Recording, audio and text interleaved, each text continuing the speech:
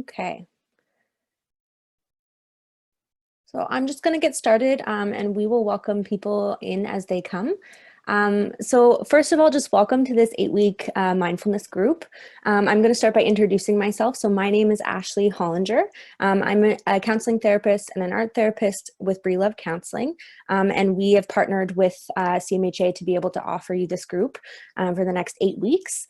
So this presentation in this group was created through the Breelove Counselling team, and we're really excited to be able to offer this to the community during such uncertain times where, mindfulness and its skills and the benefits of it is an important conversation that we need to be having. And I guess maybe to start off, we can give a little background on Breelove Counselling. So Breelove uses a trauma-informed approach. We operate an integrative practice that focuses on community, private partnerships, and our specialties range from general mental health, art therapy, adversities, trauma, nutritional psychology, and we tend to focus on people 18 and older. Our focus is to help individuals build resilience and heal. We achieve this by exploring opportunities for wellness and empowerment through non-judgmental listening and through customized treatment plans. So we tend to focus our commitment on working with first responders and healthcare workers, especially during this time where you tend to need that more support right now with all the hard work that you're doing, and just bringing awareness of vicarious resilience and helping to manage vicarious trauma and building trauma-informed organizations. So our focus is trauma-based, but that can apply to a vast range of general mental health concerns. So since 2012, we have focused on services that support and empower wellness and awareness. Our community contribution also offers a practicum placement program. So we have the community counseling program in partnership with the Canadian Mental Health Association of New Brunswick and in their Moncton office. So that is a program that offers free counseling services for those in need, and our counseling clinic, which we are now offering virtually as well, and to do video, telephone, or messaging during the pandemic.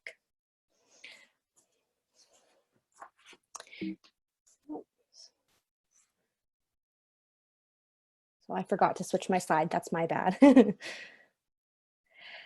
So throughout the next 8 weeks, we're going to focus on 8 main topics. So each week will be a new one. So the first one this week will be focusing on mindful versus mindfulness. The next one will be when it's hard to be mindful. Week 3 is thinking mindfully. Week 4 would be mindful experiences. Week 5 is let's talk about feelings. Week 6 being make the best of it. Week 7 is mindfully sociable, and week 8 is putting it all together. So these topics are helpful to bring awareness and help you participate in mindfulness skills.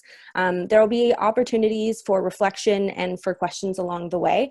I want to encourage as much participation in this group as possible. So if you have any questions, please send them along the way. Please send them through the chat option. I'll be keeping tabs on that. And if you feel comfortable, you can raise your hand if you'd like, and I can unmute you, and you can talk out loud if you feel comfortable to do so. But otherwise, we'll kind of keep everyone in the chat. We'll have an opportunity for Q&A at the end as well. If you kind of gather your questions, we can do that at the end. So just kind of bear with me. This is the first time I'm running an online group, so I'm just kind of doing my best and doing it through a video platform. So we might have some issues along the way, but we'll kind of get through it together and make the best of it. So I'm really hoping that this group will help bring new skills to you, improve your experiences. And so today we're just going to jump into the idea of, mindful versus mindfulness. So the topic of being mindful. So do you ever feel like your mind is racing? How about lately? Like your nerves are worn, your energy is exhausted, like a fog is clouding your thoughts? Are you consumed with worries or wondering about the pandemic and what's happening in the world? Do you get lost in your thoughts and tend to zone out? So some of us feel this way pretty often. These are kind of common symptoms that we all experience. And some of us also struggle with really overwhelming emotions. So it's almost as if we're kind of on a radio and we turn that knob up to maximum volume on kind of all of our feelings. So when we get angry, sad, scared, it shows up as a big, powerful wave that can sweep us off our feet. So the first question I guess I want to ask everybody is I want us to take a minute to think of a time where we faced an overwhelming emotion in our life and what that felt like. What did that feeling, when you've gotten kind of that surge of an overwhelming feeling, what did that feel like for you? And if anyone wants to share, they can do so in the chat.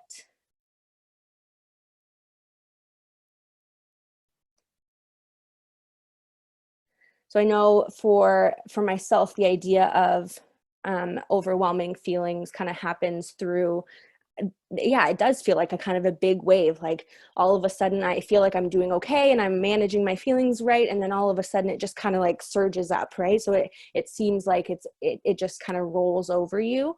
And I'm wondering, yeah, if anyone else feels the same, and if anyone wants to share their experience. Anxiety is brought up. Yeah.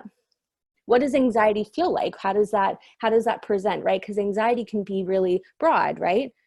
Completely out of control. That's a good one too. Yeah, it does feel like you're out of control, right? When that emotion kind of bubbles up and it really gets you, you feel completely out of your body. I imagine almost like you're watching yourself from above and you're seeing yourself acting in a certain way or feeling a certain way, and you don't really have any control over it. It can feel like your skin isn't able to, you're kind of bubbling out of your own body. Like you're underwater and can't breathe. Yeah, that's a good one. Restless, butterflies in the stomach, racing thoughts. Yeah.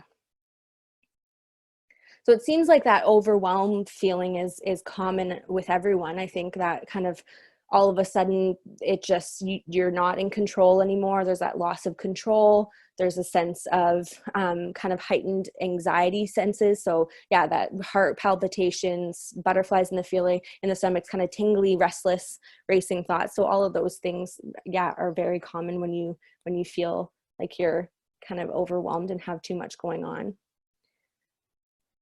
So thank you everyone for sharing. So our feelings sometimes can hit us out of nowhere, and it can feel almost like that idea of a wave, right? Like the force of a tsunami. So when that happens, it makes you understandably afraid to feel things because you don't want to get caught up or swept away by these feelings. So when we do have overwhelming feelings, it almost creates a sense of fear about our feelings in general, rather than us being able to say, it's a feeling, it's okay, because it can be really scary when all of that happens, right? And you get all those physical sensations and it just feels super out of control. It's uncomfortable. It doesn't feel good to feel that way. So when these things happen, it can create a fear towards our emotions because we fear losing that control over ourselves. So the trouble is with that is that the more that we try and avoid our feelings or suppress them or put a lid on it, the more overwhelming our feelings can get. So it seems a little counterproductive, right? We tend to think, okay, well, if I just avoid it, then it'll be fine. I won't have to deal with it. But in reality, when you're not able to allow your emotions to come through because of that fear of being out of control, or because of that fear of not being able to contain your emotions, or the fear of the physical sensations that come with those emotions, it creates a kind of like a pressure cooker, right? Our emotions need to move through, but when we keep them kind of tucked in, it just builds and builds and builds.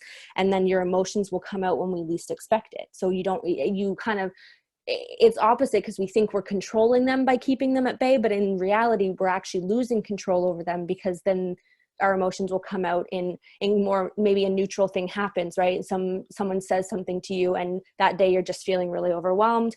That pressure cooker has been building, and then all of a sudden you snap at a friend or a loved one because you've just been holding stuff in all day, right? So it'll come out, and we lose a sense of control over our feelings when we hold them back or avoid them. So things like, something neutral or mundane that normally wouldn't bother you on any given day, all of a sudden is really bothersome and very annoying. And your emotions kind of take over, and you might snap or kind of act out in a way that you don't normally do. So because that pressure has built up over time, it needs to be released in some way. And so that is what we call being mindful, right? So when our mind is full, when we're not present, when we're kind of overwhelmed with our feelings, when we're overwhelmed with our thoughts, or we're not able to have a sense of control over our thoughts, or kind of attention over our thoughts, then our lack of awareness is another word. Then we're mindful, and we're not present. We're not really in our bodies. We're kind of living in our head. So mindfulness is the opposite of that, where it's a tool that, that can help you become happier, calmer, more creative, more focused, and it can help you become more in touch with yourself and more in touch with those feelings. So it can decrease that sense of fear over our emotions and over those big feelings that we might have, because when you're using mindfulness, you're developing an awareness of those feelings, so they become less scary, they become less overwhelming. You're able to work with those feelings rather than them kind of taking over and kind of ruling you or overwhelming you.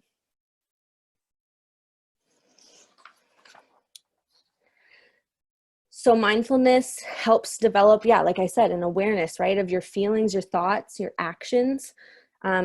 This is something that you'll have to practice over time. It's not something that kind of comes really easily. It might come easily to you, and if it does, that's awesome.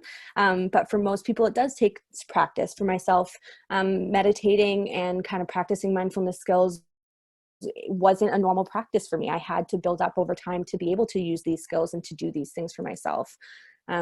So practicing the tools and techniques that we're going to be going over for the next 8 weeks regularly are going to help you make real changes in managing how you see stress and the demands of your everyday life. So especially right now, where stress is really high and we have a lot of fear going on, we're uncertain, we don't know what's going to happen in the next couple months. I mean, there's a lot of things going on that create stress for us. Especially in a pandemic situation, stress, even if we might not rationally feel like we're stressed, the fact that the whole world, like this global pandemic is happening, is a stressful event in itself. So how you manage that stress can impact your daily life. So like I said earlier, the hardest part about mindfulness and the hardest part about is kind of making that commitment to intentionally participate and practice these skills. So participating in this group is going to be great, and what we share today will have an impact, but it won't be useful for you unless you kind of take it on and put it into practice on your own time. So the information is great, and it kind of plants that seed, and it's helpful to understand it more and get more information and gather that and develop more of an awareness. But until you put those into practice and really allow yourself to see the benefit of it on your own time and do it for yourself, it won't be as helpful for you. So like all things that we learn in life, things take practice. So it's just something that you have to keep in mind. I guess I wanted to take a minute to kind of debunk and talk about any misconceptions that people might have about mindfulness and the way that it needs to be practiced.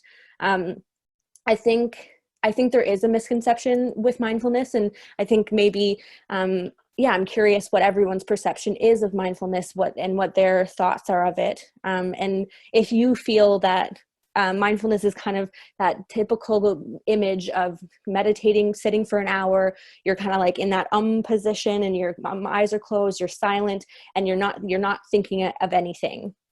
So I guess I'm curious what other people's concept or perception is of mindfulness. And if they have that idea of that Buddha and that kind of only using meditation or anything like that. Great. Being in the moment, being present. Yep, that's perfect.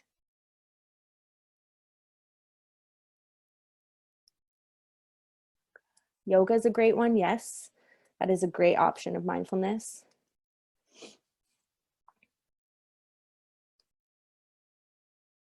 So someone just asked, I just want to quickly address this, if they should be able to see the group chat. You should be able to see the group chat.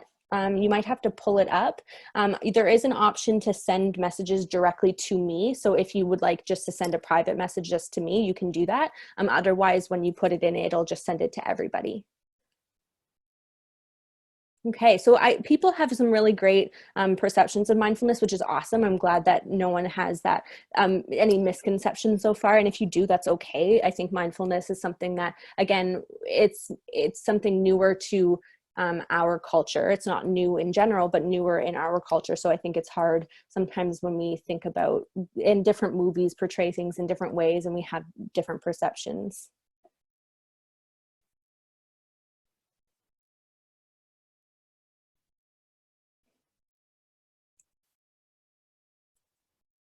Being aware of what's going on around and within you. Yeah. Thinking of what it, thinking, I think of it as taking in your surroundings, like when I'm out walking, great. So yes. So someone said without judgment is the hardest part. Absolutely. That is one thing that is a really hard part. That's such a foreign concept for our brain, right? We're as a human beings, we're kind of wired to make judgment calls on things. We tend to just very quickly acknowledge, is this good or is this bad, right? We don't really kind of tend to live in a more neutral spot about things. We really make snap judgments, and this evolutionarily is a helpful practice, right? Because we needed, when we were back in like caveman days, we needed to very quickly be able to assess danger and be able to quickly understand, is this helpful for me? Is this good for me? Or am I going to be unsafe or feel danger? And that's important now. But we've developed that skill so well that it's too quick. So sometimes we make judgments on things before we really know what's going on. Being able to take control. So that's a good one. I hesitate with the word control. The only reason I say that is because we have control, but we also have to know our limits of control, right? So the reason sometimes we struggle with emotions is that feeling of needing control over something that sometimes isn't really in our control. So for example, in this pandemic, we have no control over what's going on. So that is what partly makes it so difficult, is because we are so struggling to grasp the fact that our lives are kind of at the mercy of something that's going on in the world. So that issue of control is one that we have to be careful with, right? So we don't want to become over controlling of our thoughts to the point that we avoid our feelings, or we don't allow ourselves to feel certain ways or think in certain ways. But we also want to be mindful and be aware of when our thoughts are kind of becoming more controlling, and how we can shift them or redirect them, or kind of change the narrative.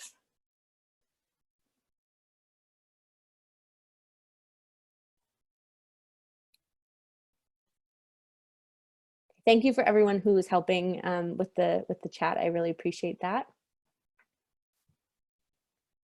Okay, so it sounds like everyone it really does understand the concept of mindfulness, which is great. I'm glad to hear it. And a lot of these things and the concepts that people have been talking about in the chat, we're definitely going to be touching on in the rest of our session today and throughout the next 8 weeks. Let me just change there we go. So what is mindfulness? So we've touched on it a little bit, but to go more deeply into that, mindfulness means to deliberately pay attention to whatever you're doing right now. It means paying attention in a particular way, on purpose, in the present moment, and non-judgmentally. So it seems like everyone really has a grasp on the definition of what mindfulness is, which is great. So mindfulness does not conflict with any values or beliefs. It is a practical way to notice our thoughts, our physical sensations, sights, sounds, smells, so anything we might not normally notice, right? So again, when we tend to live in our heads or live in our thoughts, we don't tend to notice really our physical sensations or what's happening on a sensory level around us. So this skill of noticing and being aware of our senses is actually pretty simple, but because it's so different from how our minds normally behave, it really does take a lot of practice for this to become a more automatic thing versus us going into that more unconscious and mindless thinking, or just kind of being stuck in our thoughts or in our heads.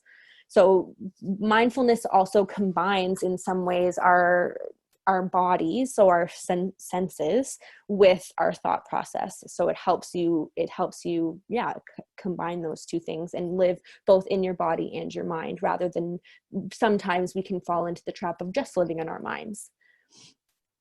So mindfulness is simply noticing what we don't normally notice because our heads are usually too busy, either in the future or in the past. So thinking about what we need to do, or going over what we have done rather than what we're currently doing. So living in that future-oriented thought where we're worrying and having anxiety about what's going on, or what will be going on, or falling into the, thinking about everything that's happened in the past and worrying about different scenarios that have already happened. So rather than being in the present moment, we're living, either in the present or past or the present. So an example of this, and something I still think about today, is one day I was driving home, and I was stuck in traffic, 5 o'clock traffic, the usual. And there was this beautiful sunset in the sky. While I was kind of stopped in traffic, I would take moments to really take it in. I mean, I love sunsets in general, but it was really beautiful. And I thought to myself, I really wonder how many people in their cars on their way home from work and kind of in their normal commute are taking the moment to see or take in this beautiful sight.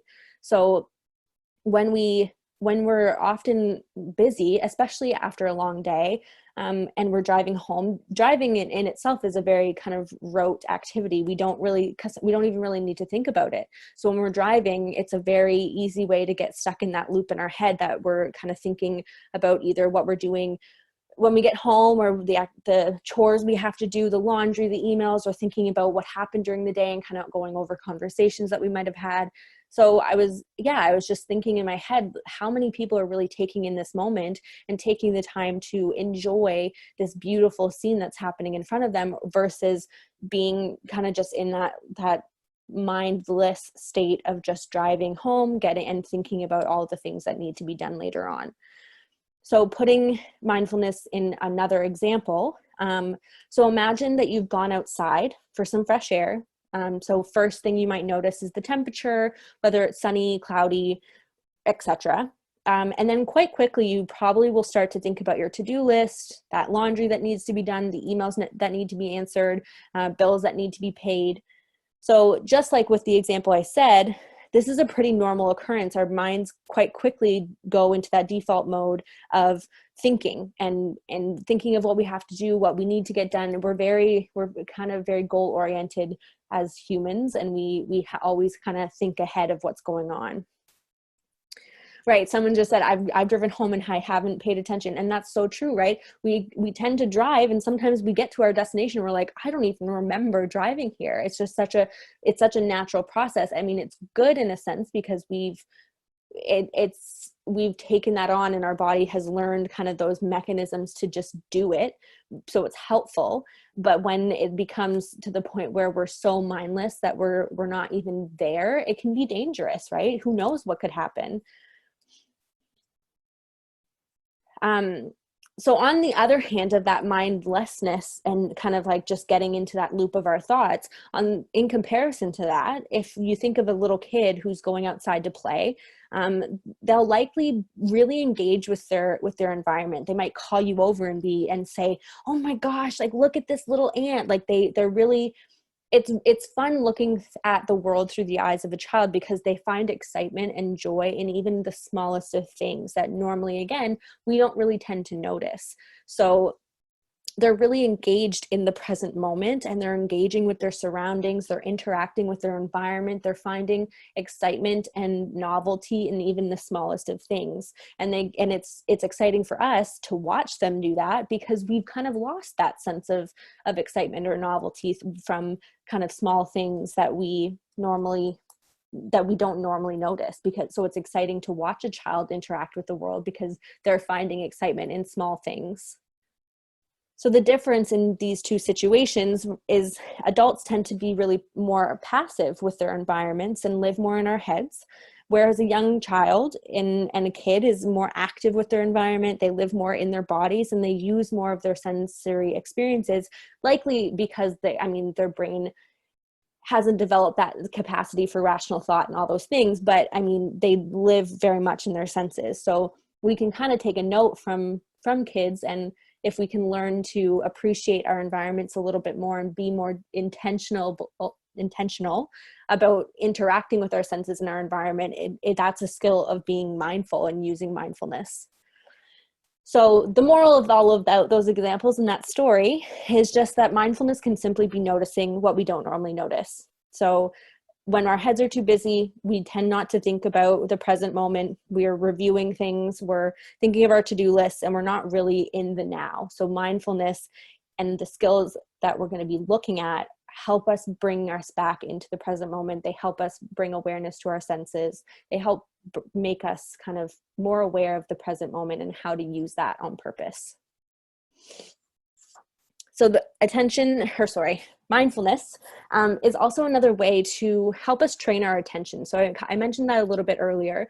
Our minds tend to wander about 50% of the time, but every time we practice being mindful, we're exercising that muscle on our attention. So we become mentally fitter, and we become more able to direct our attention, or to be able to have more control over where our attention is going. So when we're practicing these skills constantly, our minds will wander less because we're able to be aware of when they're wandering and bring them back.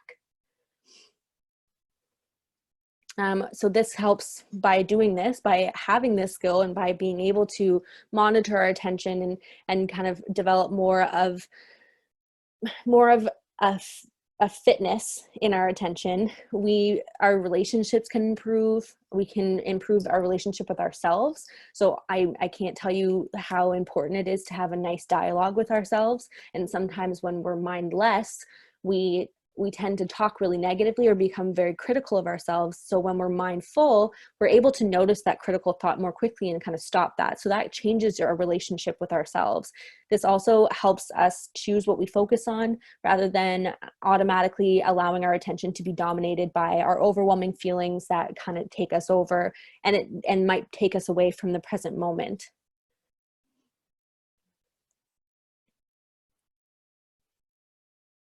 I think I agree with the comment about, that the pandemic has created a sense of being more mindful of what we have and what we've been able to, that we've taken for granted. I hope that that's something that people really stick to after the pandemic, and rather than just kind of very quickly going back into kind of normal routines, we really have taken the time to reflect and notice when we are taking advantage of things or not interacting enough with our environment, and using this time to practice these kind of skills and be more mindful of what we want to do and how we want to practice that after the pandemic. Great. I love that the idea of looking for specific type of birds on nature walks. That's awesome. It's actually really wonderful to be able to go outside and I think sit, even if we can't go anywhere, just sit and listen to the birds. Because again, we don't normally do that. Maybe we don't have time in our day because we work during the day to just sit on our deck and listen to the birds. Those moments aren't available to all of us all the time. So having that opportunity right now, if you can, to take a minute to just sit and listen, it can be really incredible what you hear. And for me, I love the sound of waves, wind in the trees. I love that sound. It's the best sound for me. So getting to sit and hear the birds and hear the wind in the trees and just really take that moment in, it's amazing.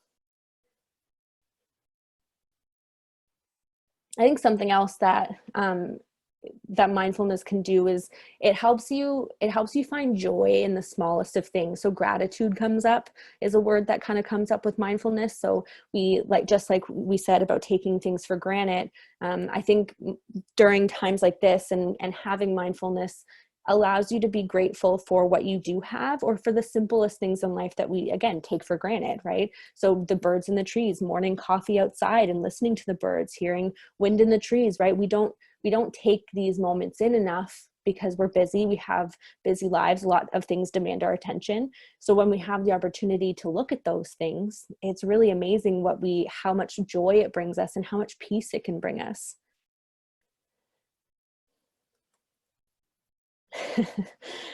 Maybe I will come to Sackville for for a visit just to hear the wind.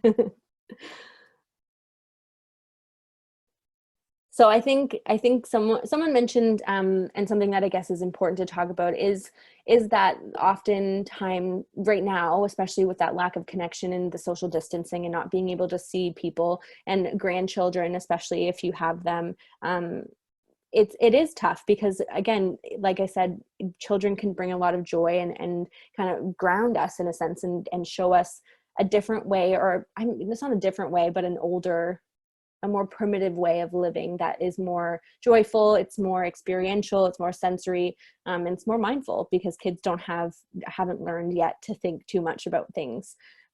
So it is difficult to not be able to see people who are important to us, especially our grandkids.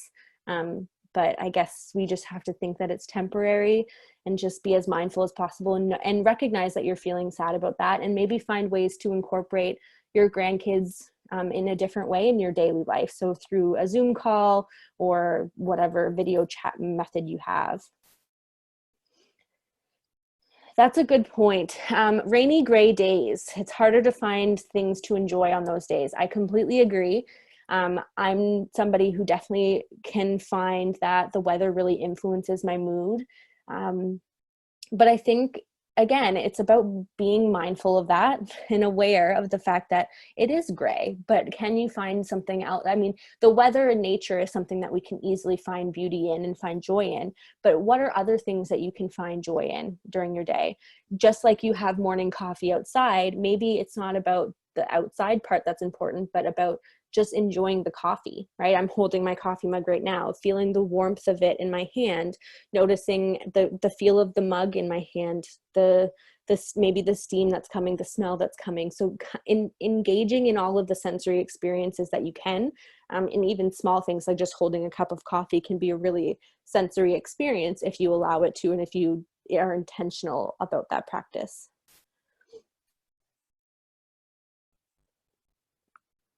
Need to learn to make our own sunshine. I like that. But that's not to say that gray days don't have their importance or don't have their significance, because everyone is going to experience a gray day at some point in their life. We can't always have sunshine, but it just means that we have to make the best of that gray day and learn to bring that sunshine that we love into even the most difficult of times, I guess.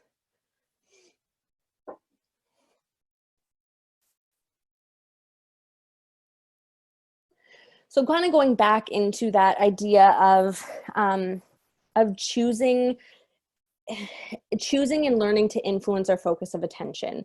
So just as we were talking about in terms of, it's harder when the sun isn't shining, it's harder when it's a gray and kind of gloomy day, similar to today. When you look outside and you see a white sky, it's kind of just like, like it just makes it harder to get up. It makes it harder to feel motivated, right? But that's because we're letting or choosing to allow the weather to influence us in that way. I'm not saying that it's not a real thing. It is, but we also can choose to learn to influence our focus of attention away from the fact that it's a gray day and on something else that can bring us joy.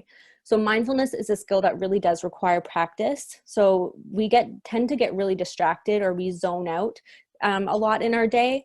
And we kind of run on autopilot, or we're just kind of running on our automatic thoughts, our automatic actions, and we don't really think a lot about what we're doing sometimes. Even as simple as making your morning breakfast, right? We're very, or even in our morning routine, I think sometimes when we're thinking, okay, well, I have this appointment at this time, I have this to do, I have this to get done. You're thinking about, I have to get the kids to school, or I have to pack them up, I have to get my breakfast done, I have to make lunches. Like, there's so many things that demand our attention, even just in the morning time, that we go on autopilot because it's so overwhelming to think about everything. So we just kind of go on autopilot, we get it done. But that in consequence of that, when we are on autopilot, we tend to get lost, we get anxious, we get frustrated, and especially when something doesn't happen the way we want it to, that definitely influences our mood, because when we're on autopilot, if something doesn't go our way, or if it doesn't go as we expect, then it really does screw us up, because we're on autopilot, right? We're moving at a pace that we're anticipating and expecting a certain result. So if that doesn't happen, it makes it really hard to because that pulls us back into the present. Okay, something happened that I have to deal with in a different way. So it pulls us out of that, and then we have to be like, wait, and get caught up, and then decide to move forward. So when we're running on autopilot, it makes things, sometimes it can make things more frustrating for us. So I'm going to go through, this is a little exercise that we're going to go through. So on your own, if you have a little piece of paper, or you can just keep kind of mental track in your head, I'm going to read them out, and we're going to see how many we've all experienced in doing these mindless things. So I think we've talked about some of these already, but while driving or traveling, you don't remember the experience or which roads you took. While having a conversation, you suddenly realize that you don't know what the other person is talking about. While having a conversation, you already are thinking about what you will say next, even before the other person has finished speaking. While reading, you suddenly realize that you have been thinking about something else, and you have no idea what you just read. While walking into a room, you suddenly forget what you came in to get. And after putting something down, you can't remember where you just put it. And then lastly, while taking a shower, you are already planning what you have to do later. And then you forget that if you've already washed your hair or washed your body. So I have definitely participated in, I would say, 5 of these, 5 to 6 of these. How about everybody else? Yeah, all of them. Yeah. All of them. Yeah. It's crazy to think about it when we do these things, and I think someone mentioned sometimes you think it's just, oh, my brain is just not working today, I'm not lagging. Well, in reality, it's actually not that it's anything wrong with us in particular, that old age or you're a brain fart or whatever you want to call it. It's actually that your mind is just being very mindless, so you're not paying attention to what you're doing, which causes you to forget little things, or forget where you're going, forget what you put down, forget what you read, forget if you washed your body or your hair, right? So it's just about that. It's about attention rather than a problem with your brain, or an issue with what you're thinking, or how your brain is functioning.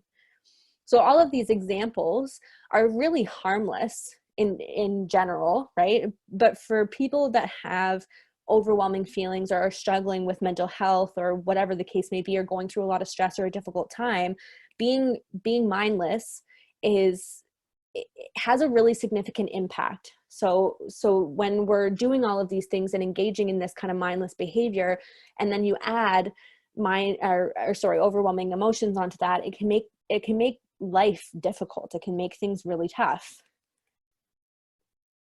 Can anyone think of any other examples in their life when they've been pretty mindless that weren't listed in this above? Eating, yes, definitely. I think a lot of us can probably relate to that idea of really eating on the go. That's become something that's quite prominent in our society. Fast food has become a really prominent thing, so eating is a really big one. What about snacking? Same thing along the same lines of eating, but when we're watching TV at night or watching a movie and we're just snacking, and we're just kind of have that bowl of popcorn or the bag of chips or whatever, the fruit or the trail mix or whatever your vice is, and you're just kind of eating, and you don't even realize how much you're eating, or how quickly the bag is gone, or how easily the bowl was consumed, and you're almost surprised, like, oh my gosh, I can't believe I ate all that. Scrolling through Facebook, absolutely. Forgetting to take medication, that's right. If we're kind of spend most of our day in a very mindless state, where we're kind of just always thinking about the next thing or not paying attention, it can be easy to forget if we've done important things that we need to do during our day. What about when you're doing the dishes? That's another one that I think oftentimes when we do the dishes, we take that time to think and think about what we need to be doing rather than being in that moment. Or standing in line. We can't necessarily, well, I guess we'd still do that, standing in line at the grocery stores or a bank. forgetting what you want to talk about, wondering if I locked the door yet. Yeah. Wondering, I can relate to that. Wondering if I turned like the flat iron or the curling iron off when I leave work or for work. And then I think about it all day and worry like, oh my gosh, I leave it on, that's really hot. And then you just spiral. So all of these things too, when we realize that we can't remember if we've done something, can we do we remember how we got to work? Do we remember that conversation? Do we remember where we forgot or where we put something or what we just read? Like that really bothers us that we can't remember it. And then we think about it, and then it puts us into that kind of negative spiral of thinking in terms of, oh my gosh, like why can't I remember that? And then you worry about it and you just get stuck in that kind of that rut of thoughts.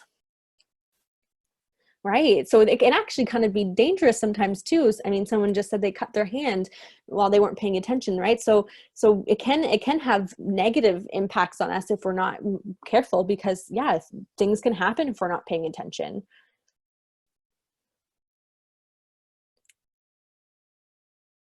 Right. So to the point of it being that difficult that you're not paying attention to even the weather as you're walking into work, right? So you're so focused on what you have to do that day or what's going on, or maybe the next thing you have to do or just getting into work, that you aren't even taking in the fact of what kind of day it is outside, right? So these are all again harmless in certain degrees. They can be harmless for some of us. But it is part of that idea of being on autopilot. And so your body is physically doing something, and you're living in the world, you're going out and you're acting out your daily routine, but your mind is in a completely different place. So your body is here, your body's doing this thing, but you're kind of like up here living in a different space. So being in this state can impact your feelings and cause us to really have our buttons pressed. So making thoughts, sensations, and different things less manageable, interactions with other people.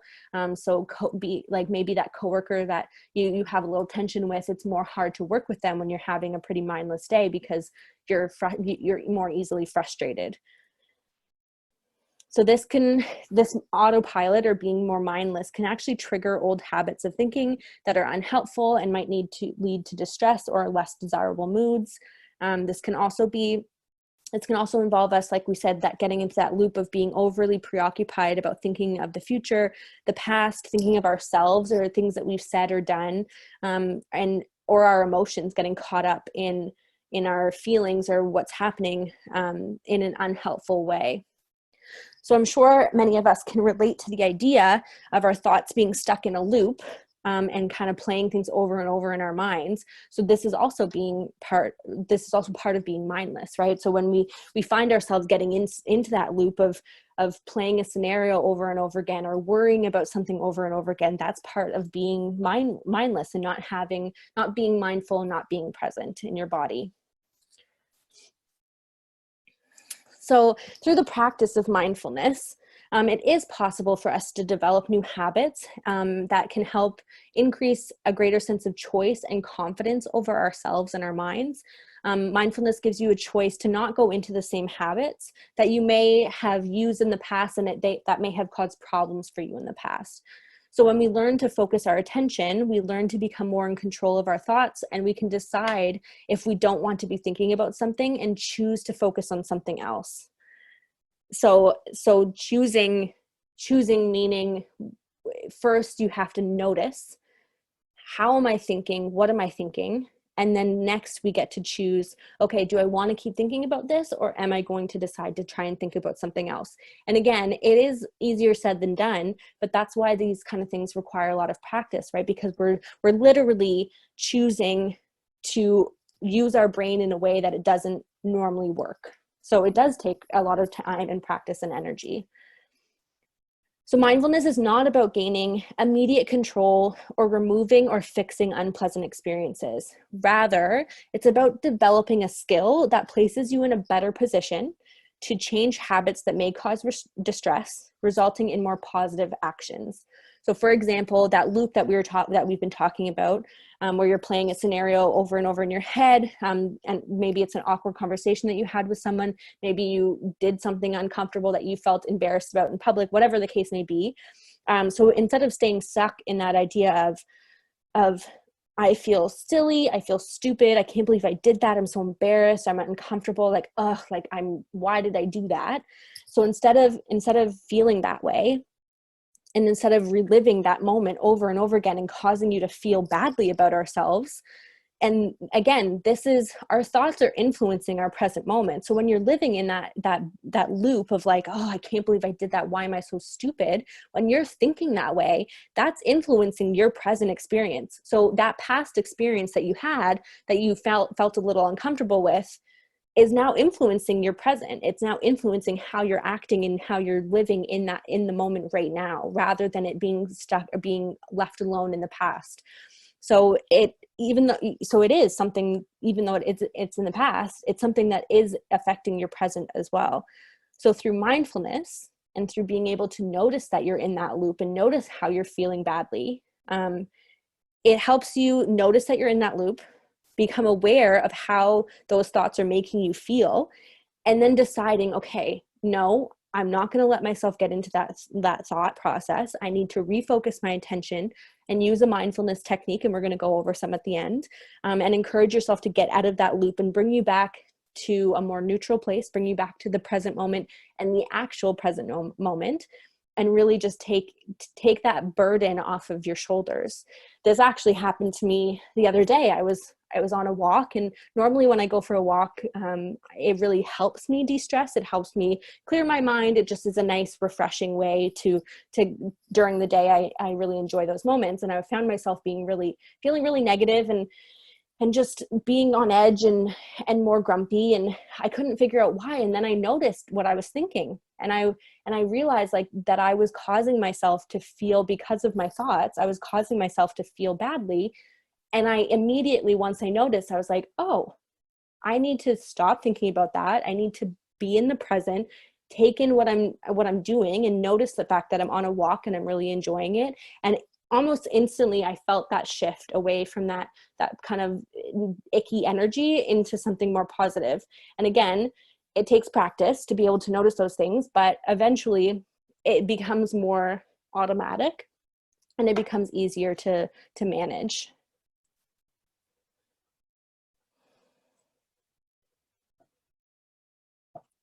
So I think the topic of mental health is coming up in relation to mindfulness. And I think maybe we'll save that and we can kind of touch on that a little bit at the end, because it is a really important conversation. But we'll touch on that a little bit after we get through the rest of the session. Okay. So we've gone over mindfulness, we've gone over what being mindful is, and we're kind of now talking about the different activities that we can do and the different things that we can try that might help us with mindfulness and with being more intentional with our thoughts. So meditation is a great way to practice mindfulness if you're able to do so. You can choose the type of meditation you like. There's guided meditations, there's unguided meditations. You can have music playing, it can be silent, you can use just a timer. Whatever feels best for you or you feel the most comfortable with is likely where you need to be going. I've listed a couple of apps here that are great options to use. I personally use Insight Timer. It's free. There's thousands and thousands of meditations on there. The only thing with that one is that you do have to kind of sift through and find what works best for you, because there's so many different options, so many different types of people, men, women, different cultures. So you kind of have to go through and find what works best for you in terms of like the voice or the style or the content. So there's a lot to go through, but it is a great free option. Calm is another good one that's been recommended, but again, you have to buy some things in the app. Headspace is a great one. I use that to start meditating. They offer a free 7-day meditation.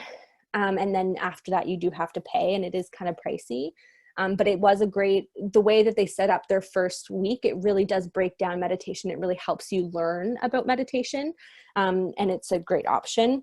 Meditation is one of those things that, again, I think we have that misconception of. Meditation is not about not thinking. And I think that's what people get frustrated with. It's like, well, I just have too many thoughts. I can't focus on them.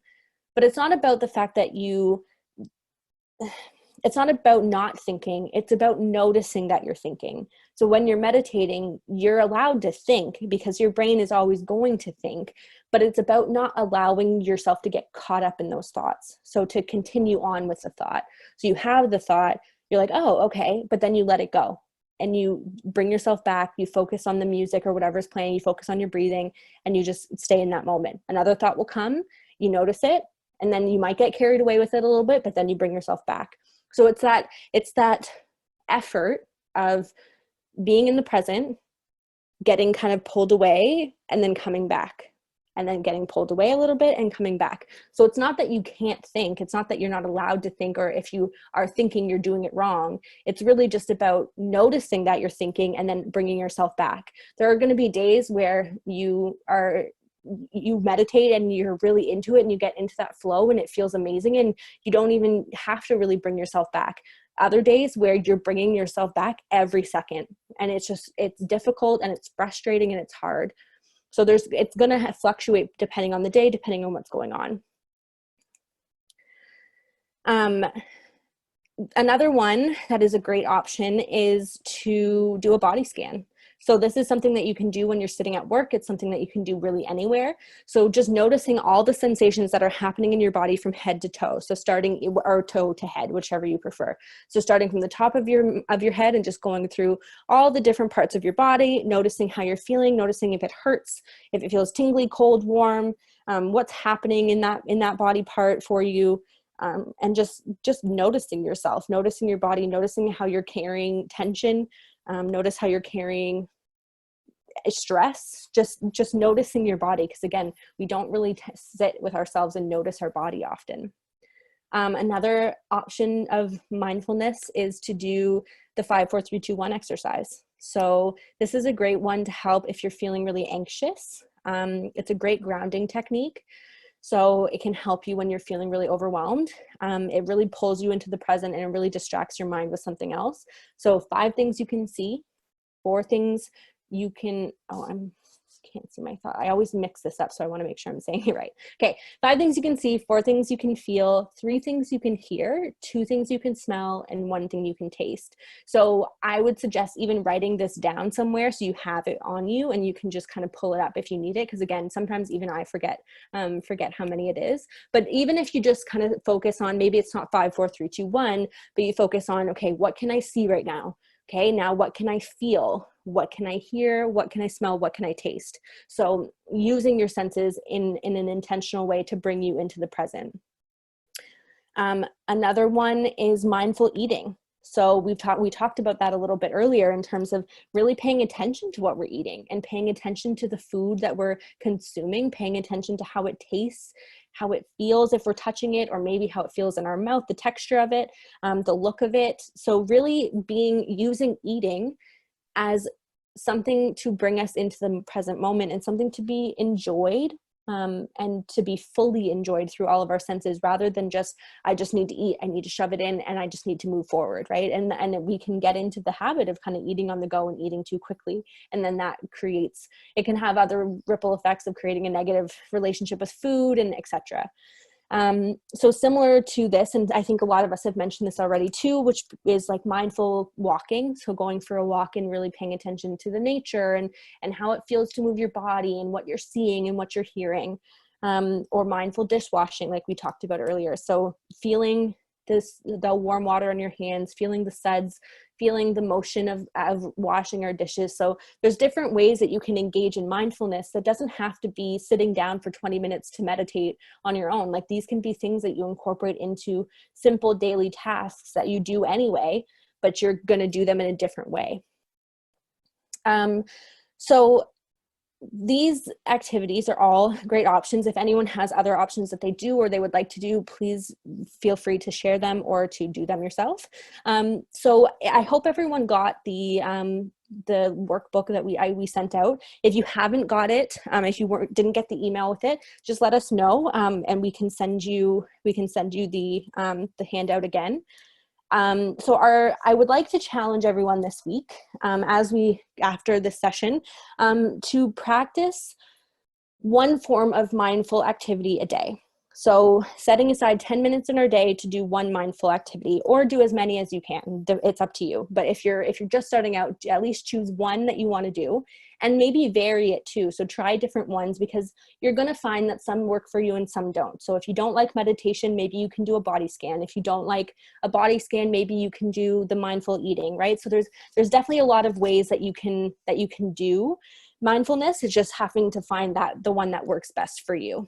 And incorporating it into your life in ways that make sense for you. So it doesn't feel like a chore and something extra to add to your to-do list. It is what it is. And you're going to incorporate it into your daily life and your daily routines. So in your handout, you'll find different options of different mindfulness activities, but you'll also find an activity planner. So you can just use it to write out what you've done that week each day. So this is all part of that practice, right? Of that being intentional and practicing on purpose to develop the skill. So again, you don't have to set aside a long time for each thing, but just doing one thing a day will really help practice, help you build that skill, help you build that mindfulness.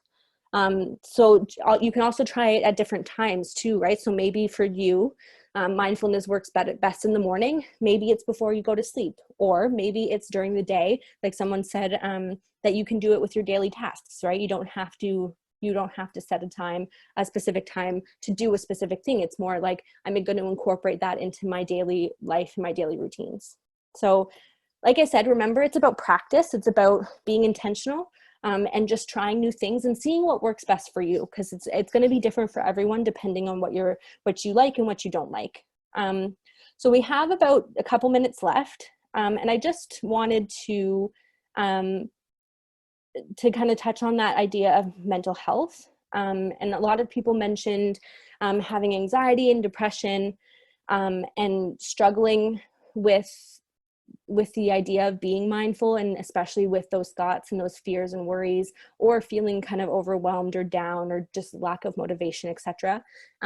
So like what we talked about earlier, the great thing about mindfulness is that it helps to combat those negative feelings in a way. When like we talked about earlier, when we're not being mindful, we're getting lost in our thoughts and our feelings, and we're allowing those feelings to kind of take us over and kind of run our day. Whereas when we're being mindful, we have a bit more control over our feelings and more awareness over what's going on for us. And then that can contribute to finding moments of joy, or finding moments of peace and gratitude, or just becoming more present with yourself rather than living in our heads. So I think a lot of the time with depression and anxiety both, we're living in our heads. We're not living in the moment, because it's too difficult to live in the moment. It feels too hard. So if we're able to practice these skills, and again, it's going to take time. It's not an instant thing. So like I said, do the smallest of things, take 5 minutes, take 10 minutes, build yourself up, really practice the skill. And maybe the first time you try it, you're going to be like, wow, that was awful. I didn't get anything from that. But it's about the practice. It's not about how good you're doing it. It's about doing it consistently and just trying your best each time. So some days, like I said, you're going to have a good day and you're going to feel really good about the meditation or the mindfulness activity. And then the next day you might feel really bad about it, but at least you did it. And at least you were trying, and you're developing a skill by practicing it. So it's just about becoming aware, and just using the skills that are given to you and just trying your best. So unless anyone has any kind of other questions that they want answered. Past experiences or any adversities, traumas. That's a tough one. Again, I would suggest using the 5, 4, 3, 2, 1 exercise when you feel that kind of coming up and you feel that overwhelm coming up. Really ground yourself in whatever way you can. The 5, 4, 3, 2, 1 is a good one. A meditation, a body scan, whichever one works best for you. And again, just be mindful, like what brought me to that thought? What triggered the thought? How do I redirect my attention? Maybe creating a plan for yourself. And this can go for everyone. Like if you're starting to notice that you're feeling really overwhelmed during the day, or you haven't been very, very mindful, what's your plan? When you notice that you're doing it, what are you going to do to move forward, or to what's your plan to get yourself back to the present moment? So maybe it's doing the grounding exercise, the 5, 4, 3, 2, 1. Maybe it's taking a drink of water, getting up and going for a little walk, whatever that means, and then kind of going about your day. So creating a plan for yourself is going to be helpful in managing those emotions too. And hopefully as we move forward, and we hopefully I see most of you next week, you'll be able to incorporate more skills, and we get more active with this. I'm really thankful for all of you and all your participation. It's been awesome getting to be here with you today, and I really look forward to the next couple weeks, and I hope everyone can come back and join us for the next week. And so I wish you all the best. Please take care, be mindful, and enjoy the rest of your weeks as best as you can. See you later, everybody.